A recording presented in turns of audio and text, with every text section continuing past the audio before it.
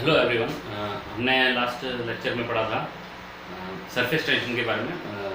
Soap bubble है, liquid drop है, उसमें क्या डिफरेंसेस होते हैं, कितनी लाइंस हमें मिलती है, उसके अकॉर्डिंग हमने देखा था कि कितना एक्सेस प्रेशर होता है, 2T/R होता है या 4T/R होता है। जहाँ पर दो सरफेस होते हैं, जहाँ पर दोनों तरफ अगर अलग अलग मीडियम होता है वहाँ पर 2T/R होता है, और जहाँ पर दोनों तरफ सेम मीडियम होता है वहाँ पर 4T/R होता है। As simple as this. उसके बाद में उसी पे बेस्ड हम एक क्वेश्चन करेंगे कि ये क्वेश्चन हम नोट करेंगे। मैं पढ़ लेता हूँ क्वेश्चन।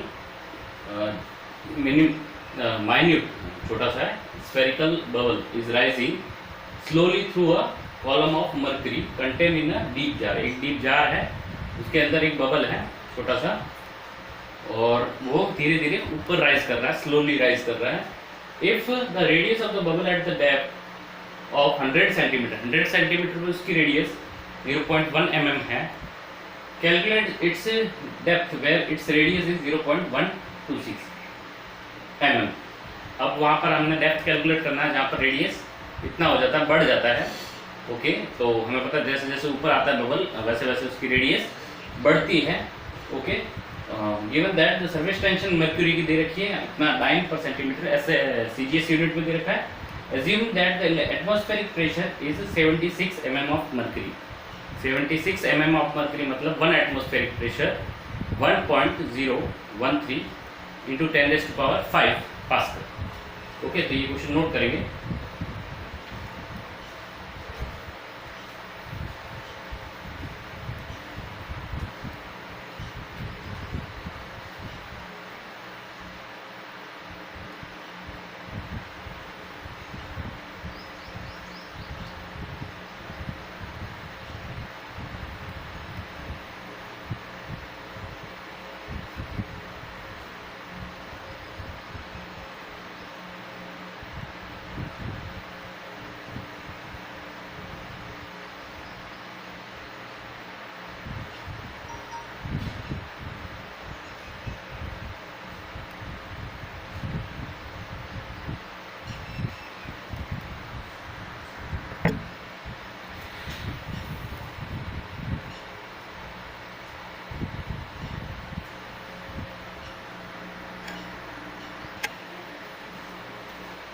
अब इस क्वेश्चन का हम सॉल्यूशन करते हैं। ओके, तो पहले एक पर्टिकुलर हाइट पे था, रेडियस उसकी कुछ दी हुई थी, और एक पर्टिकुलर हाइट बतानी है जिस पे रेडियस हमें दे रखी है। तो वो हाइट अननोन है, हमें देखना है। मान लिया ये हाइट h1 है, यहाँ पर हाइट h1 है, और नीचे था ये फ्री सरफेस है लिक्विड का। ओके, फ्री सरफेस से ये हाइट h1 पे है और धीरे धीरे ऊपर जा रहा है। मान लिया ये हाइट h2 तक चला गया। ये बहुत छोटा है, जूम करके बताया गया है, बहुत छोटा सा बबल है। यहाँ पर रेडियस R1 है और यहाँ पर रेडियस R2 हो जाती है। तो हमें ये हाइट h2 बतानी है। तो हम क्या करेंगे, हमें पता है ये यहाँ से यहाँ तक आ रहा है। यहाँ पर प्रेशर देखते हैं कितना है। Pressure inside initially A point पे और ये B पॉइंट पे, at point A pressure inside the bubble. हमें पता है ये एयर बबल है, दोनों तरफ मीडियम अलग है। तो इनसाइड प्रेशर होता है वो एक्सेस प्रेशर 2T/R होता है। तो यहाँ पर फ्री सरफेस है, यहाँ पर प्रेशर मान लिया कितना होगा P1, और P1 की वैल्यू कितनी होगी, P1 की वैल्यू होगी यहाँ पर P0 प्लस कितना हाइट नीचे है, h1 हाइट नीचे है, प्लस ρg h1। और एक इनसाइड कितना, ये आउटसाइड है, और इनसाइड कितना होगा, कितना होता है 2T/R एक्स्ट्रा होता है, 2T/R1 एक्स्ट्रा। तो यहाँ पर प्रेशर है inside, pressure inside the bubble. Inside bubble के कितना है P0 प्लस ρgs, तो यहाँ पर हो गया आउटसाइड, और इनसाइड का कितना एक्सेस होता है आउटसाइड से 2T/R, तो 2T/R1 जोड़ दिया। सिमिलरली जब यहाँ पर पहुंचा बबल तो वही इक्वेशन लिख लेंगे। यहाँ पर यहाँ का प्रेशर एट B, एट ये नोट करेंगे। मैं इसका सॉल्यूशन आगे वाला लिखता हूँ। At point B D point पे प्रेशर इनसाइड द बबल कितना होगा, मान लो P2 होता है और P2 की वैल्यू होगी P naught atmospheric pressure plus rho g कितना नीचे है, H2 नीचे है, रो जी H2 प्लस ये तो आउटसाइड का प्रेशर है और कितना एक्सेस प्रेशर इनसाइड होता है 2T बाई यहाँ का रेडियस R। यहाँ का P1 हमें पता है, P2 यहाँ का हमें पता चल गया, तो ये नोट करेंगे इतना, फिर आगे सॉल्यूशन करता हूँ।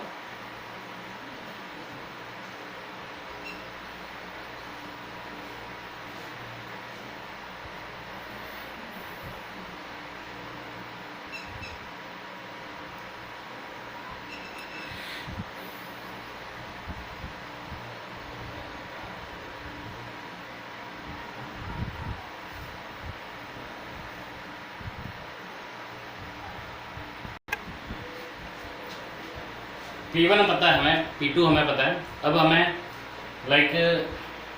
ये यहाँ से नीचे से ऊपर गया बबल, तो इस प्रोसेस को कुछ ना कुछ मानेंगे, तो इस प्रोसेस को आइसोथर्मल प्रोसेस माना जाता है। मैंने आपको लास्ट लेक्चर में बताया था कि ये जो प्रोसेस होता है इसमें टेम्परेचर चेंजेस नेग्लिजिबल होते हैं और बहुत जल्दी फास्ट होता है, तो ये टेम्परेचर चेंजेस है वो बहुत नेग्लिजिबल है और it is assume to be, अगर क्वेश्चन में दिया है तो इट इज़ गुड, अगर it is not given in the question then it is assumed to be isothermal process. Okay, so हम assuming it to be isothermal process, तो PV is equal to nRT और isothermal process है तो temperature constant है, isothermal process है,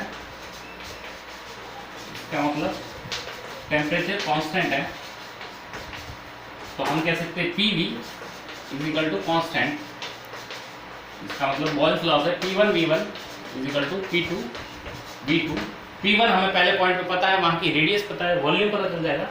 P1 यहाँ का P1 ये पता है, P0 plus rho g H1 plus 2T by R1 into volume यहाँ का 4/3 5 R1 cube is equal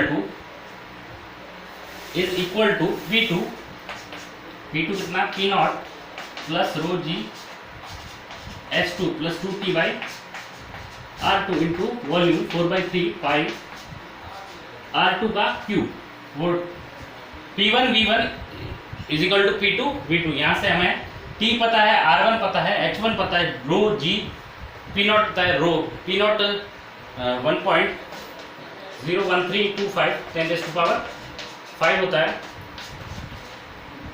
row mercury का पता है, ऐसे यूनिट में ले सकते हैं 71360 kg पर मीटर क्यूब, और सारी ऐसे यूनिट में या CGS यूनिट में रखने पे हमारा आंसर आ जाएगा। मैं आपको आंसर बता देता हूँ, आंसर हमारा आएगा H2 यहाँ से 9.48 सेंटीमीटर, यहाँ से कैलकुलेट कर लेंगे हम। सारी CGS में रख लो तो सेंटीमीटर में आंसर आ जाएगा, सारी ऐसे यूनिट में रखेंगे तो मीटर में आंसर आएगा, उसको हम चेंज कर लेंगे। ठीक है, ये नोट करेंगे हम।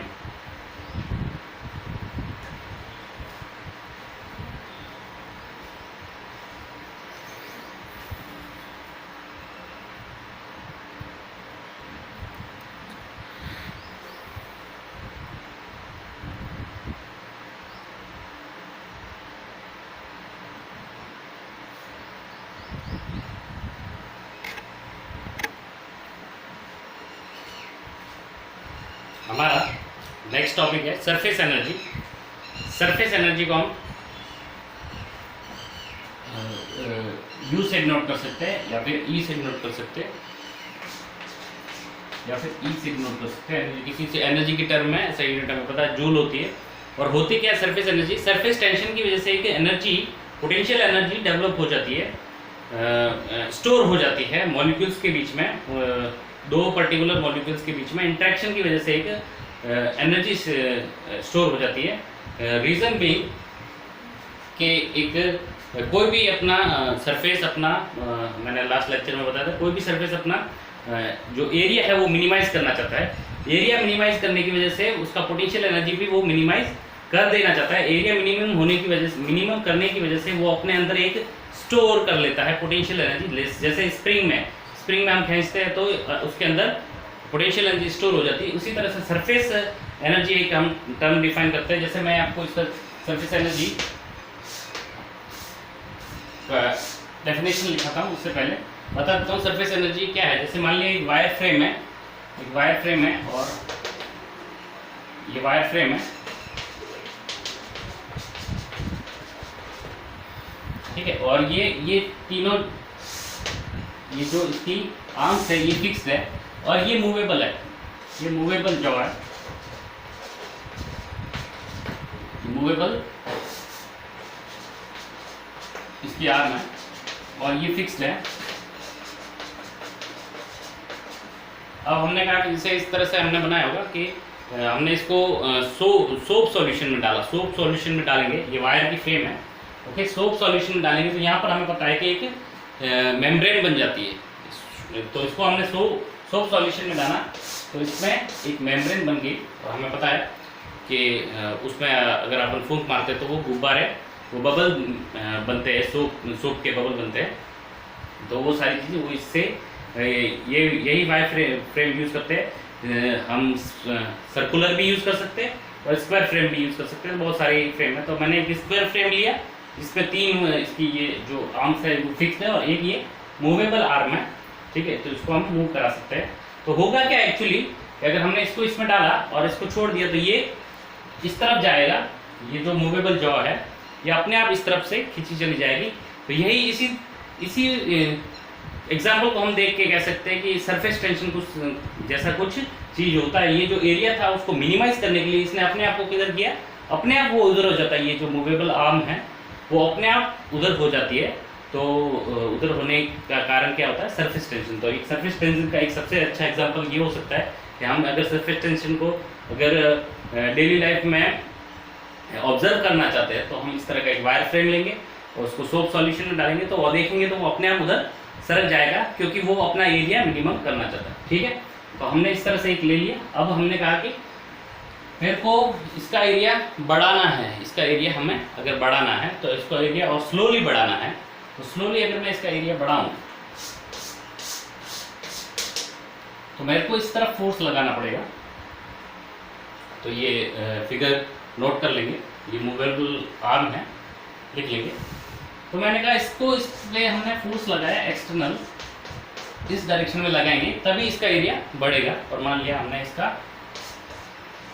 dx बढ़ा दिया, इसको इतना किधर डिस्प्लेस कर दिया, dx इधर डिस्प्लेस कर दिया, f एक्सटर्नल लगाया।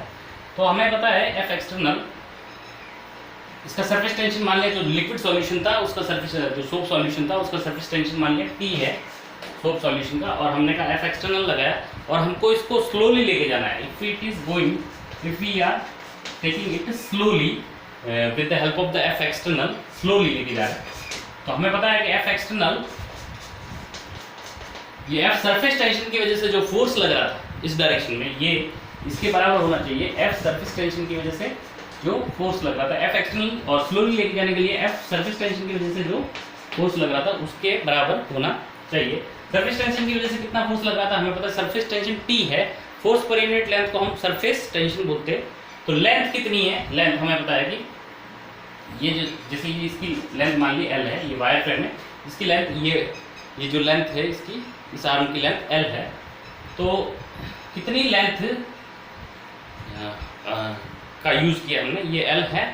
एक सरफेस ये बना है और एक सरफेस, जैसे ये वायर फ्रेम है बहुत पतली है, हम मान के चलते हैं कि मोटी है, तो हमें देखेगा एक उधर की तरफ एक सरफेस बनेगा और एक इस तरफ सरफेस बनेगा। तो दो सरफेसेस बनेंगे, क्योंकि वायर फ्रेम दिखाई दे रहा है कि बहुत पतला है। हम देखते हैं कि माइक्रो स्ट्रक्चर देखेंगे या फिर वायर फ्रेम मोटा लेंगे तो हमारे पास दो सरफेसेस बनेगी, एक इस तरफ सरफेस बनेगी, एक इस तरफ सरफेसेस, दो। तो there will be two surfaces created, okay, because of the thickness of the wire. तो दो सरफेसेस है तो हमारे पास फोर्स होगा सरफेस टेंशन इनटू लेंथ ये वाली, और एक दूसरा सरफेस बना वो वाली लेंथ, तो हम कह सकते हैं 2L दो सरफेसेस बने तो दो लेंथ थी हमारे पास, कितनी टोटल लेंथ है हम देख लेते हैं कि कितना फोर्स लगेगा। तो हमें पता है इधर इस तरफ भी फोर्स लग रहा है और उस तरफ वाले पे भी फोर्स लग रहा है, एक टीएल इधर लग रहा है, एक टीएल इधर लग रहा है, तो कितना फोर्स लग रहा है, 2TL लग रहा है। हम ये देख सकते हैं TL प्लस TL कितना फोर्स लग रहा है, 2TL फोर्स हमें लगाना पड़ेगा कि देयर आर टू सरफेसेस, दो लाइन क्रिएट हुई तो दो TL प्लस TL, यहाँ से अच्छे से समझ में आएगा। एक इस सरफेस का फोर्स लग रहा है TL और एक उस सरफेस की वजह से फोर्स लग रहा है TL, तो टोटल कितना हो जाएगा 2TL। तो ये नोट करेंगे हम 2TL, F एक्सटर्नल हमें कितना लगाना पड़ेगा 2TL लगाना पड़ेगा, तो ये लिखेंगे, नोट करेंगे ये।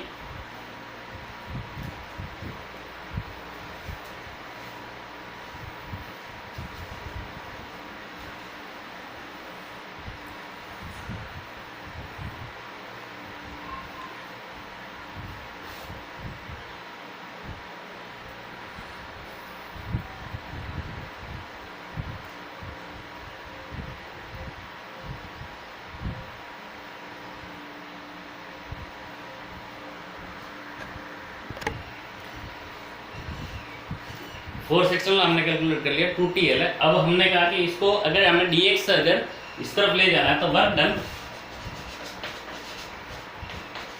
बाय एक्सटर्नल एजेंट,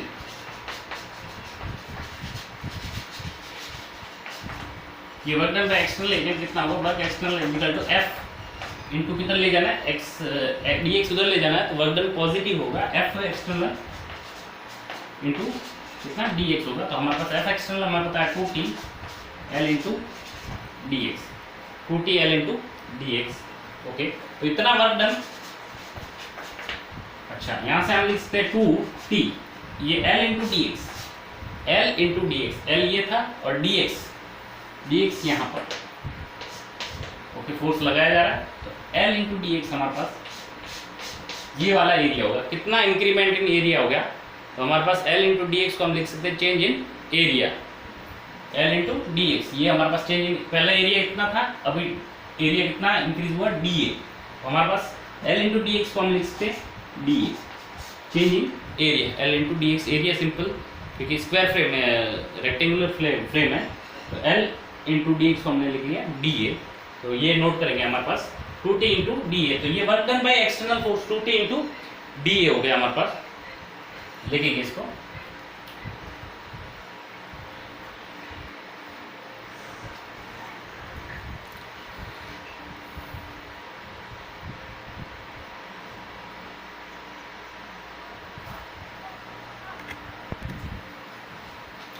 तो हमारे पास एक इस तरफ एरिया है, एक इस तरफ एरिया, तो टोटल एरिया कितने हो गए, एक DA और दूसरा DA, तो टोटल 2DA हमारे पास एरिया हो गया, 2 इंटू DA हमारे पास एरिया होगा। तो मैं इसको इरेज कर रहा हूँ। तो ये work done by external is equal to, हम इसको लिख सकते हैं T इंटू 2DA। तो ये हमारे पास टोटल चेंज इन एरिया कितना हुआ, उसको हम लिख सकते हैं T इंटू डेल्टा S या DS लिख सकते हैं T into delta T into DS is the total change in area. DS क्या है, टोटल चेंज इन एरिया, कितना एरिया चेंज हुआ, तो T इंटू डेल्टा DS लिख सकते हैं या T इंटू। ओके, तो हमारे पास ये वर्क डन एक्सटर्नल है, यही स्टोर हो जाता है, उसके पोटेंशियल एनर्जी में स्टोर हो जाता है। रीस्टोरिंग फोर्स लगने लग जाते हैं, रीस्टोरिंग फोर्स की वजह से हमें पता है, जैसे इस वायर पे हमने उधर फोर्स लगाया ताकि ये इसका एरिया बढ़ा जाए, लेकिन सर्फेस टेंशन की वजह से फोर्स लग रहा है, इधर लग रहा है TL और TL 2TL लग रहा है, तो हमें पता है सर्फेस टेंशन की वजह से एक रीस्टोरिंग फोर्स जनरेट होने लग जाता है, उसकी वजह से रीस्टोरिंग फोर्स की वजह से एक पोटेंशियल एनर्जी स्टोर होती है, जो इलास्टिसिटी में बताया था मैंने। स्प्रिंग में भी रीस्टोरिंग फोर्स लगने लग जाता है, उसकी वजह से ये हमारे पास पोटेंशियल एनर्जी जनरेट होती है, और इसमें भी रीस्टोरिंग फोर्सेस लगने लग जाते हैं सरफेस टेंशन की वजह से। उसके वजह से जो वर्क डन होता है रीस्टोरिंग फोर्सेस का, वो minus of change in potential energy हो जाता है, या फिर हम कह सकते हैं work done by external force को हम चेंज इन पोटेंशियल एनर्जी लिख सकते हैं। तो हमारे पास ये चेंज इन पोटेंशियल एनर्जी, तो हम इसको डेल्टा यू लिख सकते हैं T इंटू DS। इनिशियली हमने मान लिया 0 होता है, तो हमारे पास पोटेंशियल एनर्जी कितना होगा T इंटू DS हमारा पोटेंशियल एनर्जी कितना है, टी इंटू डी एस। तो सरफेस, ये हमारा पोटेंशियल एनर्जी की सरफेस, इसको हम सरफेस एनर्जी भी बोल सकते हैं। तो इस तरह से हम डिराइव करते हैं, इतना हम नोट करेंगे। और एक और यहाँ से मैं इरेज करता हूँ, आप नोट करेंगे।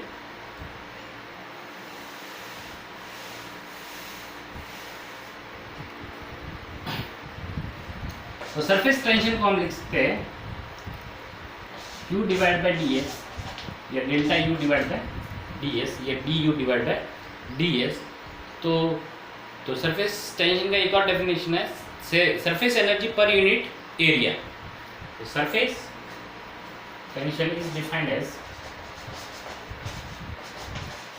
Tension is defined as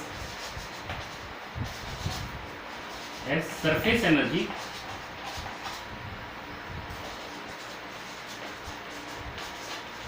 per unit area। Surface energy per unit area, या फिर हम बोल सकते हैं फोर्स पर यूनिट लेंथ। तो दो डेफिनेशन होगी सरफेस टेंशन की, एक तो था force per unit length, surface tension की definition force per unit length है, और दूसरा सरफेस एनर्जी, सरफेस एनर्जी या ऐसे ही लिख सकते हैं surface energy per unit area. तो सरफेस टेंशन की दो डेफिनेशन है हमारे पास, फोर्स पर यूनिट लेंथ या surface energy per unit area. तो सरफेस टेंशन की हमारे पास दो डेफिनेशन आती है कि फोर्स पर यूनिट लेंथ, जो हमने पहले बेसिक डेफिनेशन पढ़ी है, और दूसरी डेफिनेशन यहाँ से हम पढ़ सकते हैं surface energy per unit area को भी हम सरफेस टेंशन बोलते हैं। ये सारा नोट करेंगे और इस पर बेस्ड हम एक क्वेश्चन करेंगे।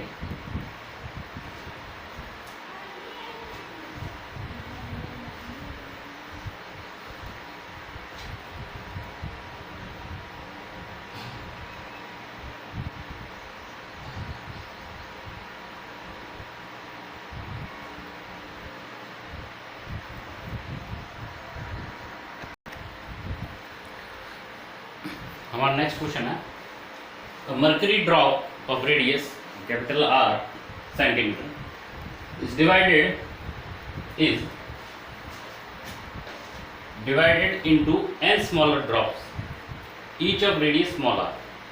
तो एक बड़ी ड्रॉप है, उसको छोटी छोटी ड्रॉप में हमने तोड़ा है, और सारी इक्वल ड्रॉप्स है, और n ड्रॉप्स है टोटल, हर एक की रेडियस कितनी है, r है। Calculate the work done in doing so, कितना वर्क डन हमें करना पड़ेगा।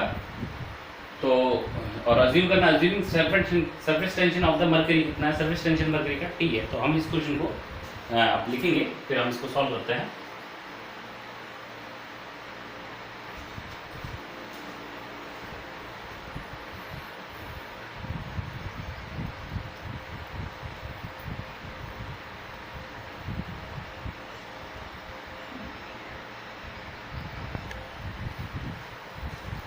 हमने कहा कि ये पहले एक ड्रॉप थी, उससे हमने कितनी ड्रॉप्स बनाई, n ड्रॉप्स बनाई। तो वॉल्यूम कोई लॉस नहीं हुआ, तो वॉल्यूम कांस्टेंट रहेगा, जितना वॉल्यूम पहले था उतना ही वॉल्यूम बाद में रहेगा। तो एक तो ये वॉल्यूम कंजर्वेशन आ गया कि हमारे पास कितना वॉल्यूम था, इतना हाँ वॉल्यूम था हमारे पास मर्करी का, तो विदाउट वेस्टिंग एनी वॉल्यूम, कोई भी वॉल्यूम वेस्ट नहीं हो रहा, तो वॉल्यूम हमारा कांस्टेंट रहेगा। तो पहले volume initial is equal to volume final. Initially volume था 4/3 pi R cube is equal to finally n drops बनी, और सबका वॉल्यूम बराबर है, तो n ड्रॉप्स, और हर एक का वॉल्यूम कितना है 4/3 पाई स्मॉल आर क्यूब। तो यहाँ से हमारे पास 4/3 कट गया, तो R cube is equal to n times small R cube. तो स्मॉल आर की वैल्यू आ गई R cube, r by n की पावर 1/3। हमने इस क्यूब रूट ले लिया, तो r बाई स्मॉल r की वैल्यू आ गई r बाई n की पावर 1/3। तो एक इक्वेशन हमारे पास ये है, ओके। और दूसरी इक्वेशन हमने वर्क डन निकालना है, तो वर्क डन तो कितना हमने निकाला, वर्क डन कितना एक्सटर्नल करेगा, तो T इंटू डी ए, कितना, या फिर T इंटू डी एस भी लिख सकते हैं, T इंटू डी एस या T इंटू डी ए, कितना एरिया में चेंज हुआ T, area final minus area initial area कितना था। तो हम यहाँ से इसको लिखेंगे कि हमारे पास T एरिया फाइनल कितना हुआ, एरिया फाइनल हुआ कितना, सरफेस एरिया तो सरफेस एरिया कितना हुआ 4 pi R square minus initial area कितना था, initial area 4 pi capital R square, लेकिन कितनी ड्रॉप्स थी, n ड्रॉप्स पे फाइनली, तो n ड्रॉप्स इंटू इतना सरफेस एरिया माइनस इनिशियली कितना 4 पाई आर स्क्वायर, तो हमारे पास 4 पाई कॉमन लिया t into 4 pi n into R square minus capital R square. Okay, तो एक इक्वेशन ये है हमारे पास। वर्क डन एक्सटर्नल हमने निकाल दिया, वर्क डन कितना निकालना पड़ेगा हमारे पास t into 4 pi n into R square minus R square. यहाँ पर स्मॉल r की वैल्यू हम लिख लेते हैं इस कैपिटल R की टर्म में, तो ये इतना नोट करेंगे।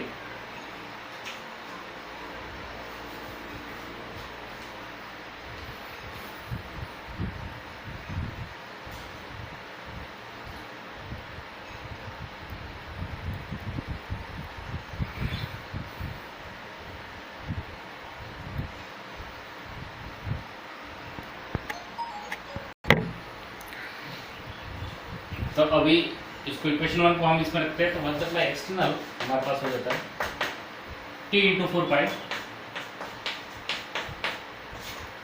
n इंटू स्मॉल r की वैल्यू रख दी हमने r बाई n की पावर 1/3 का square minus capital R square, हम यहाँ से निकाल सकते हैं। तो 4 पाई t यहाँ से आर स्क्वायर कॉमन आ जाएगा, तो हमारे पास आर स्क्वायर कॉमन आ गया, ये n है और यहाँ पर n की पावर 1/3 का स्क्वायर है, तो 2/3 हो गया माइनस 1, n की पावर 1 है और ये n की पावर 2/3 है, तो हमारे पास n की पावर 1 माइनस 2/3 ऊपर आ गया माइनस 1, और ये 4 pi R square into T हमारे पास। इसका आंसर लिख सकते हैं, कितना वर्क करना पड़ेगा 4 pi R square into T N की पावर ये 1/3 माइनस 1, तो इतना वर्क डन हमें करना पड़ेगा। हम इसको डायरेक्ट याद भी रख सकते हैं, इस तरह का क्वेश्चन आएगा तो हम डायरेक्ट लिखेंगे एन की power 1/3 4 pi R square into T into N की पावर 1/3 माइनस 1। इसको हम याद कर सकते हैं, हमें पता है वर्क डन होता है T into change in area 4 pi, initial area 4 pi R square into N की पावर 1/3 माइनस 1। इस तरह से हम याद रख सकते हैं वर्क डन कितना करना पड़ेगा। तो अगर हमने मान लिया एन 8 ड्रॉप्स में टूटता है, 8 ड्रॉप्स में 8, तो 8 रेस्ट पावर 1/3 हमारे पास हो गया 2 हो गया, तो हमारे पास 2 माइनस 1, तो 4 pi R square into T, इतना वर्क डन करना पड़ेगा, एक्सटर्नल वर्क डन करेगा। ओके, तो इस क्वेश्चन को हम नोट कर सकते हैं।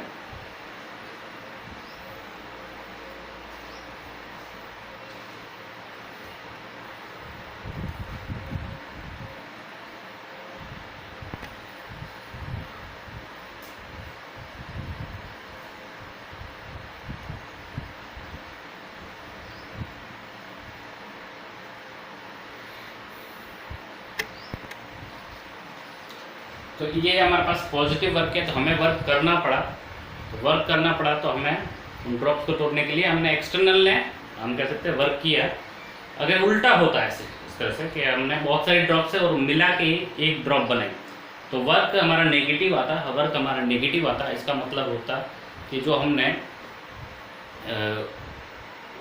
जो वर्क हमने किया है वो नेगेटिव है, इसका मतलब कि वो जो प्रोसेस है वो हीट रिलीज कर रहा है। इसका मतलब क्या है, जो बहुत सारी ड्रॉप्स को मिल के एक बड़ी ड्रॉप बनाते हैं तो वो उसमें हीट निकलता है, और तो इसका मतलब क्या है, वो एक्सोथर्मिक प्रोसेस होता है। और इसका मतलब ये वाला जो प्रोसेस है वो एंडोथर्मिक प्रोसेस है, तो इसमें हीट हमें देनी पड़ेगी, तो ये एंडोथर्मिक प्रोसेस है। तो ये भी एक चीज़ ध्यान रखेंगे हमारे पास, ये किस तरह का प्रोसेस है। तो एक से मिलके एक से बहुत सारी ड्रॉप्स में टूट जाता है, तो एंडोथर्मिक प्रोसेस होता है और हीट हमें देना पड़ता है। इस तरह से हम याद रखेंगे। तो हमारे पास चेंज इन टेम्परेचर भी पूछ सकता है, तो हमें पता है वर्क डन होता है, work done is equal to change in work done हमने निकाल दिया, तो हमारे पास change in temperature ms delta T फॉर्मूले से हम निकाल सकते हैं ms डेल्टा टी। तो हमारे पास S specific heat, change in temperature, mass उसका दिया होगा, तो इस तरह का भी क्वेश्चन आ सकता है। तो हम m into S into delta T करके उसी वर्क डन को हम इक्वेट करके हमारे पास कितना चेंज इन टेम्परेचर आया वो भी हम लिख सकते हैं।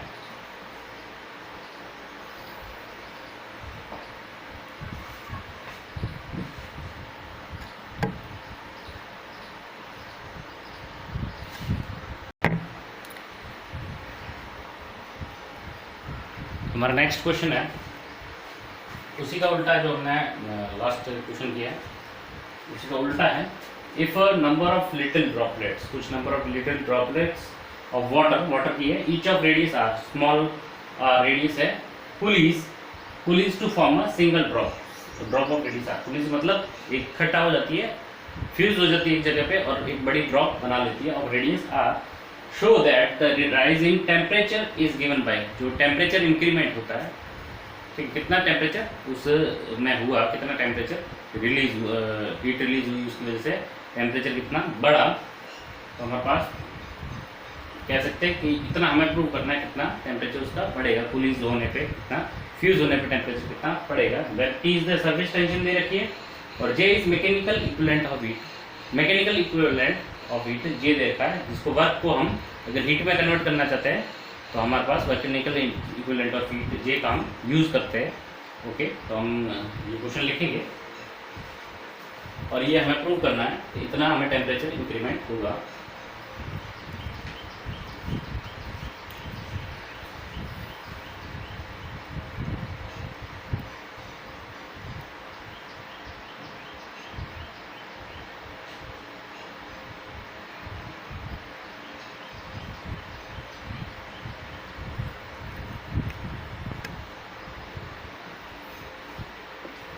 ये हमारा क्वेश्चन है, मीटर पे इसको सॉल्यूशन करते हैं।